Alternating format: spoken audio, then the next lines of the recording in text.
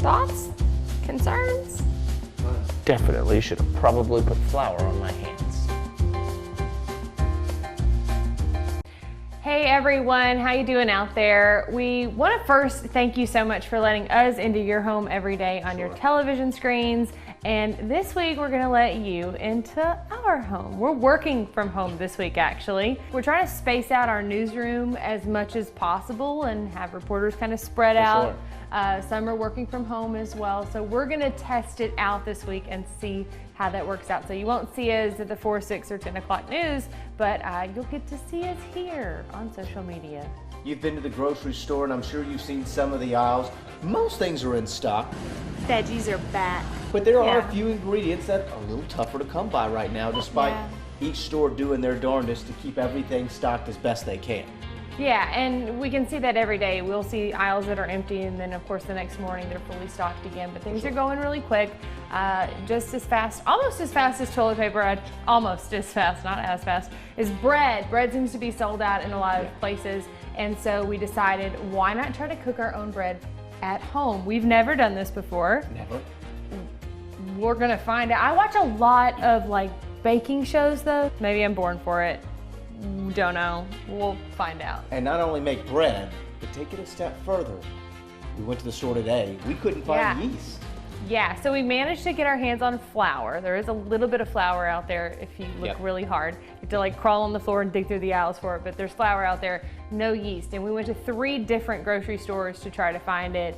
Couldn't find it. So we're gonna do a no yeast homemade bread recipe. It was the top one when we searched it, so we're gonna see how this goes.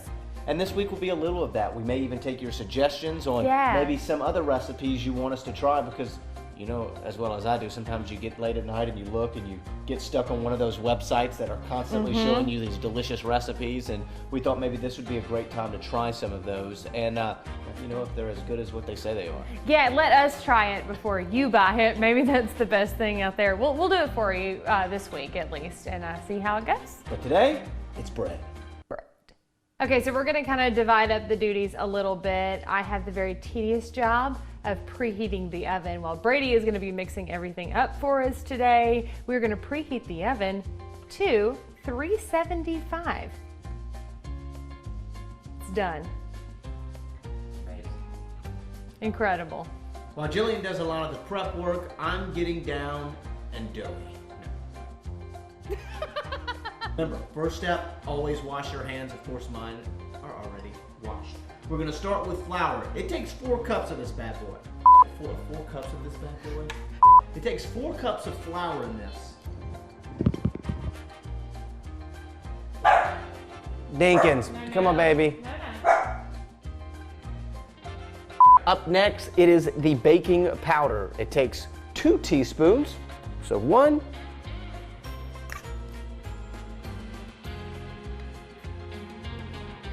2.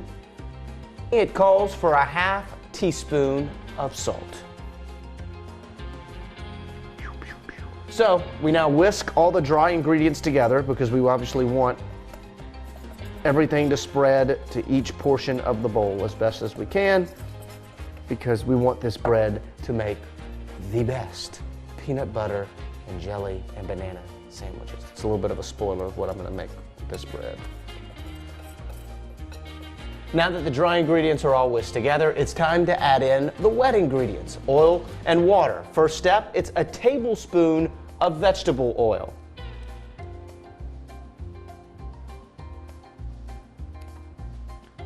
Then the big boy, 310 milliliters of water.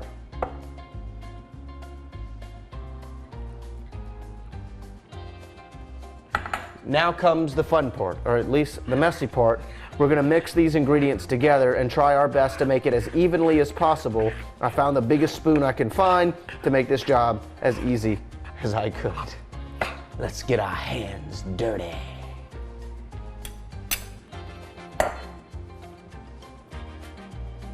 I definitely should have probably put flour on my hands. Properly have flour on my hands, it makes this job significantly easier. As we just try to make sure that everything is as uniform as we can, we want to make sure as much of this bread is seeing the moisture and that it's just one beautiful blob of bread. The knead has been done. Okay, I'm back in action. We're going to get our pan ready. Here we have a 9 by 5 inch bread pan, which by the way, we got 50% off at the grocery store today. It's the one thing they have there are pans. We're gonna spray it with some baking spray.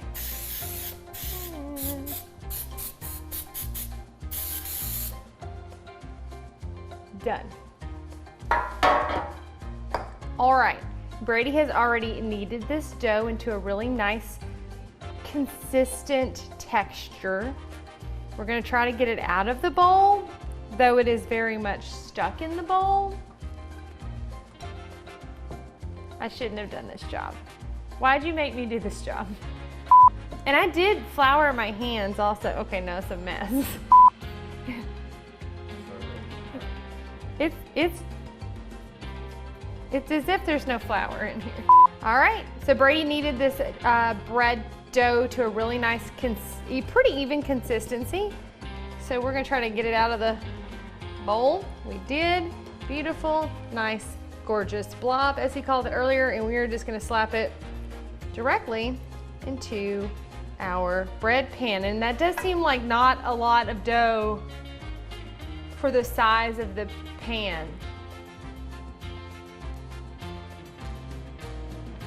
Thoughts? Concerns? I have a couple. Very tiny. This is gonna make a very tiny amount of bread. Like one sandwich. Like just cut it and you'll be able to make one sandwich. But that's what happens when we wing it. We'll see. Our dough is in the pan. Our oven is preheated to 375 degrees. So we're gonna pop it in. There we go. And that is gonna bake in the oven for 35 to 40 minutes until it's a little brown on top. We're told that this bread is gonna be a little paler than some others. Not gonna be too brown, but here's hoping it turns out okay. Okay, so it's been about 35 minutes. Our bread has been baking in the oven, and just to point out before we look at it, we did see in the recipe that this was gonna be much paler bread than probably anything we've ever eaten before. So just know that going into it. Let's see how it did.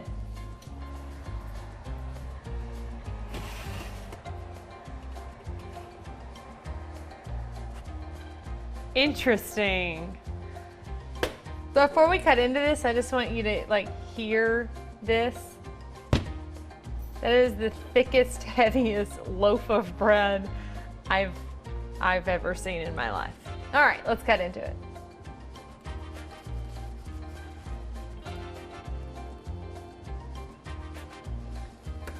Talk about dense.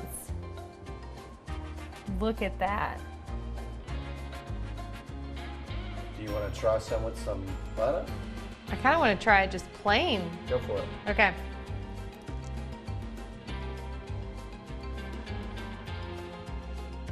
That's actually really good. That's really good. It is thick, but it's done. Even though it's so pale, it really is. It's done. It's thick. It tastes really good. The sandwiches will look weird. The sandwiches will look strange. They'll be very tiny. Cut it at an angle, you get more surface area.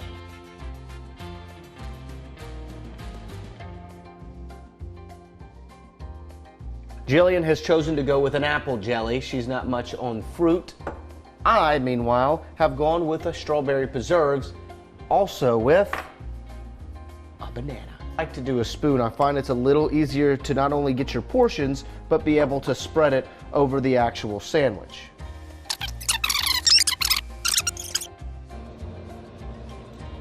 Is that jelly on your back? All right, 3, 2, Cheers. 1.